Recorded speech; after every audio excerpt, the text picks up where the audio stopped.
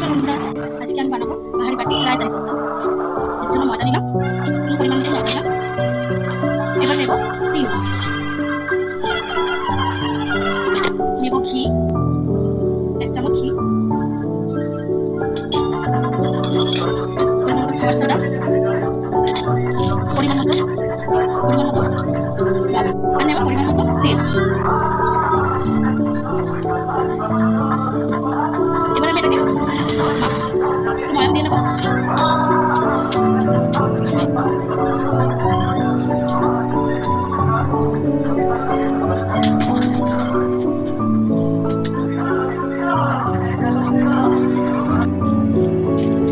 ময়দাটা ময়াম হয়ে গেছে, দেখিয়ে দিচ্ছি যে ময়াম হয়ে গেছে।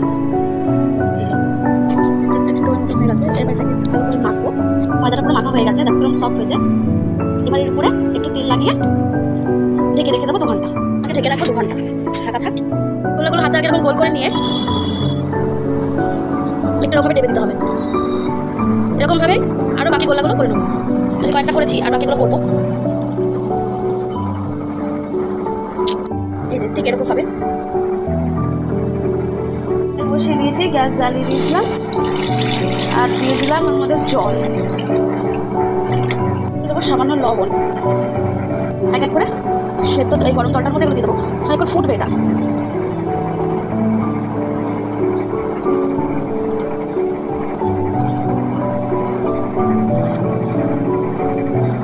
দিয়ে এবার আমি এটা ঢেকে দেবো।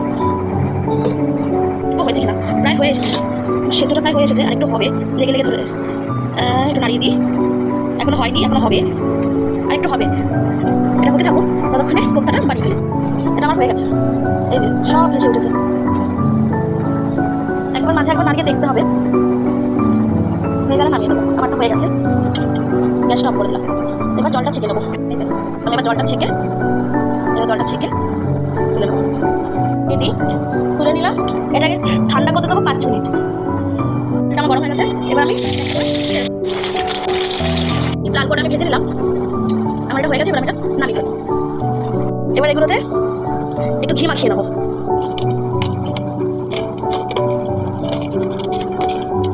হয়ে গেছে। রায়তারি করতে বানানোর জন্য নিয়েছি টক দই, পরিমাণ মতন লবণ, পরিমাণ মতন মিষ্টি।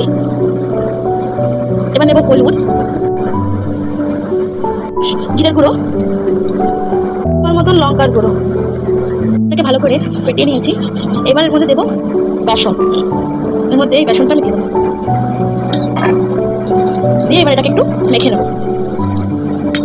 এর মধ্যে একটু জল দেবো। একটু পরিমাণ মতন জল না দিলে এটা শুকনো হয়ে গেছে।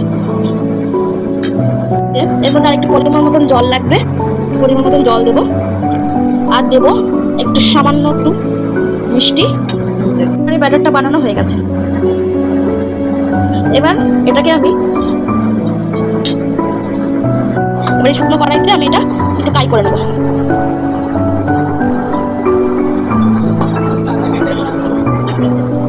এরকম নাড়বো। এই বাটি ধোয়া জলটা একটু দিয়ে দিলাম। এবার হালকা আছে, এটাকে আস্তে আস্তে এরকম নেড়ে দেবো। একটা কাই তৈরি হবে।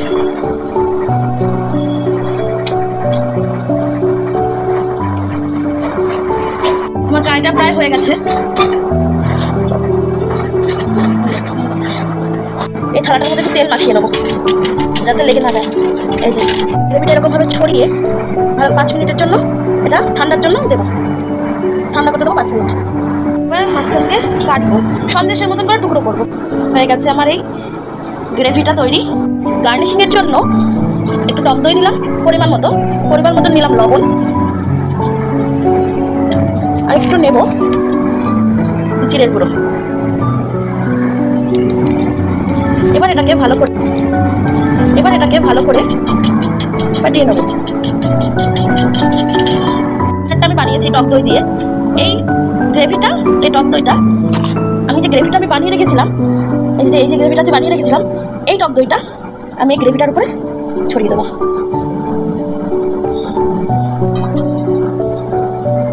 গ্রেভিটার মধ্যে টক দইটা ভালো করে মাখিয়ে নিলাম।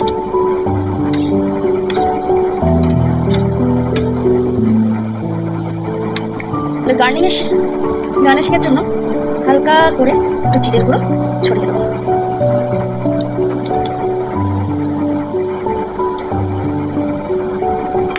হয়ে গেল আমার কোপ্তা রেডি। আমার তৈরি বাহারি বাটি রায়তারি কোপ্তা। এটা একটা সাউথ ইন্ডিয়ান খাবার। আমি এখন খাবো এটা। এই যে